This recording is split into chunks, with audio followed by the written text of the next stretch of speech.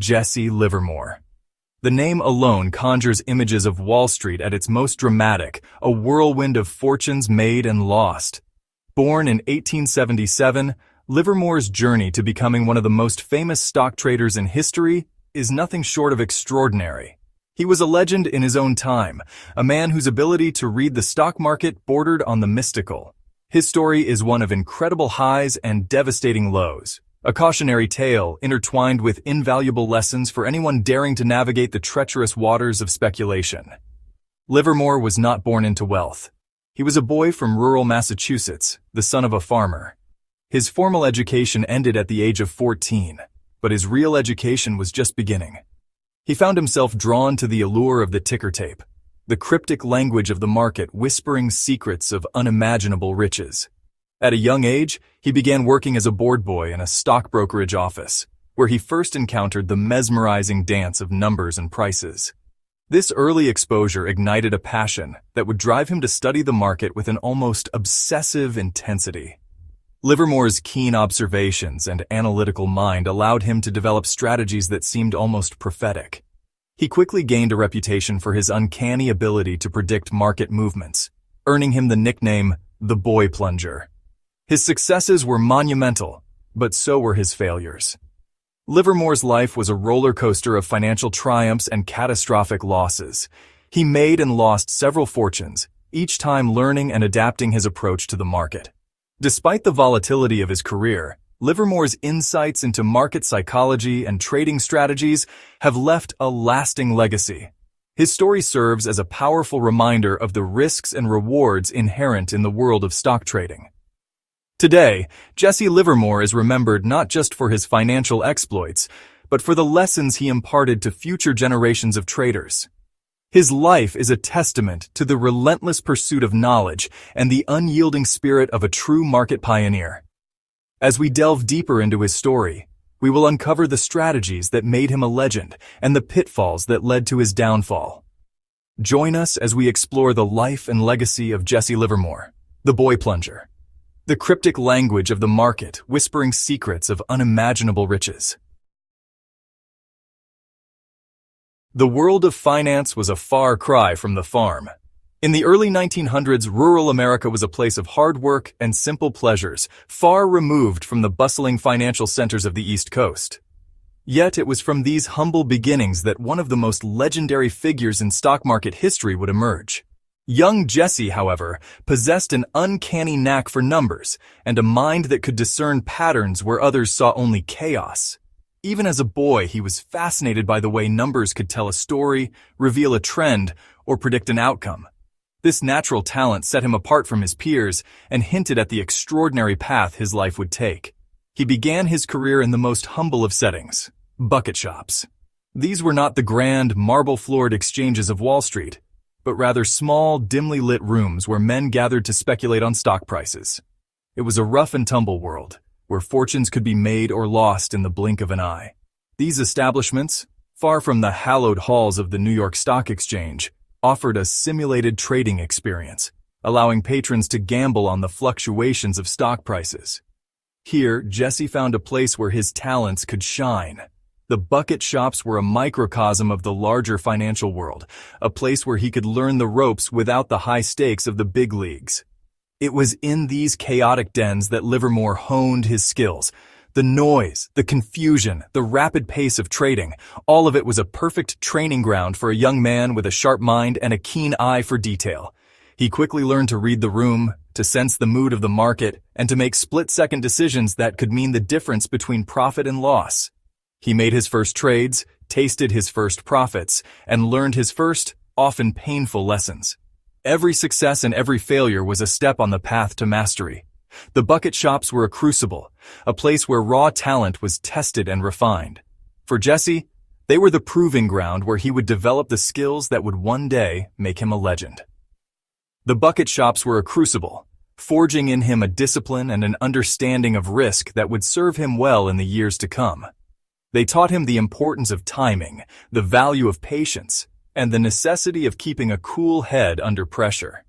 These lessons, learned in the heat of the moment, would become the foundation of his future success in the world of high finance.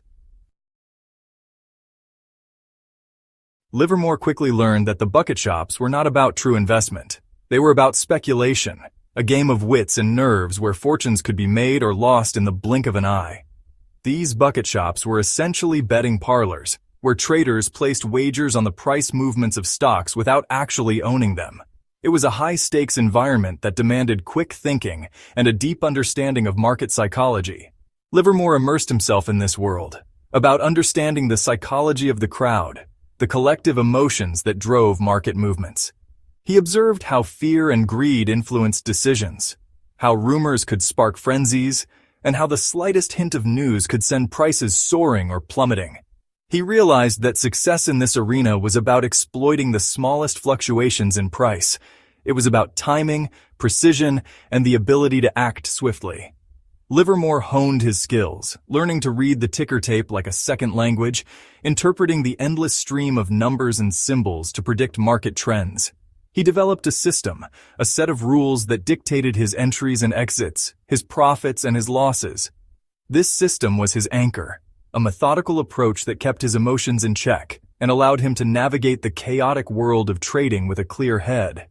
He understood that the key to success lay not in being right all the time, but in managing risk and letting profits run.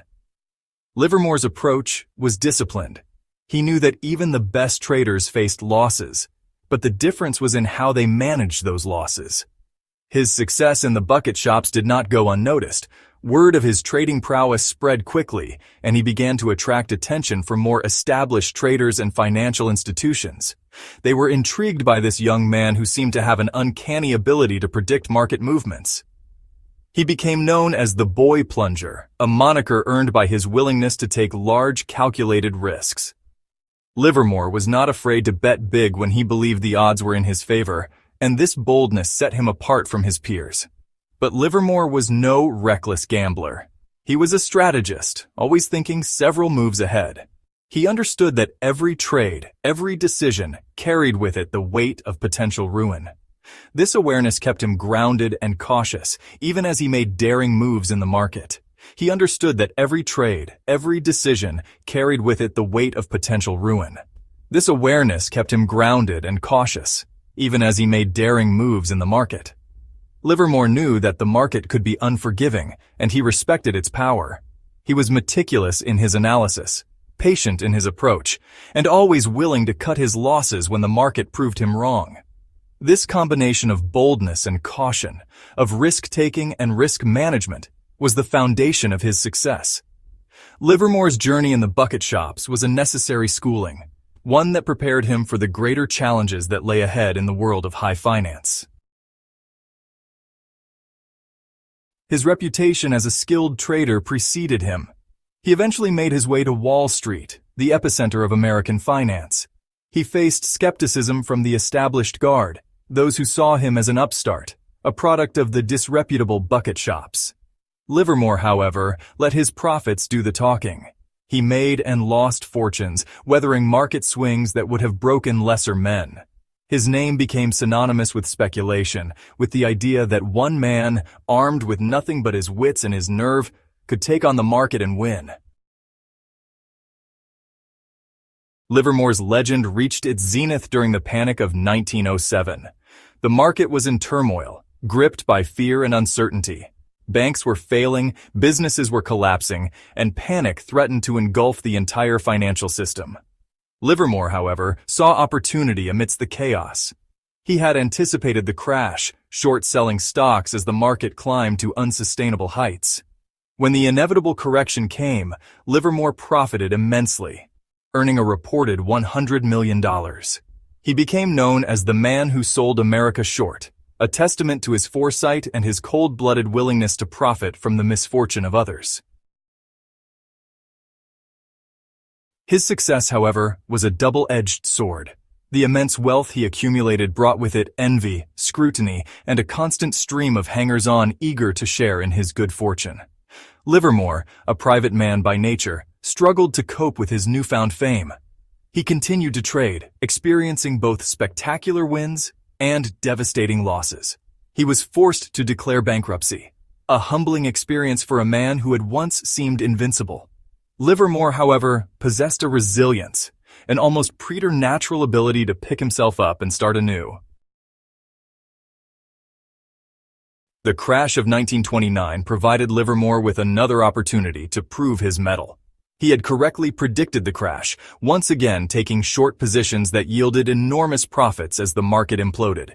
His success, however, was overshadowed by the widespread suffering caused by the Great Depression. Livermore, once hailed as a hero, was now viewed with suspicion, accused of profiting from the misery of others. The criticism took a toll on him, deepening his sense of isolation and despair. Jesse Livermore's life ended in tragedy. He took his own life in 1940, a victim of his own demons and the relentless pressure of a life lived on the edge. His death sent shockwaves through Wall Street, a stark reminder of the personal toll that speculation can take. He left behind a complicated legacy. He was a brilliant trader, undoubtedly one of the greatest market minds of all time.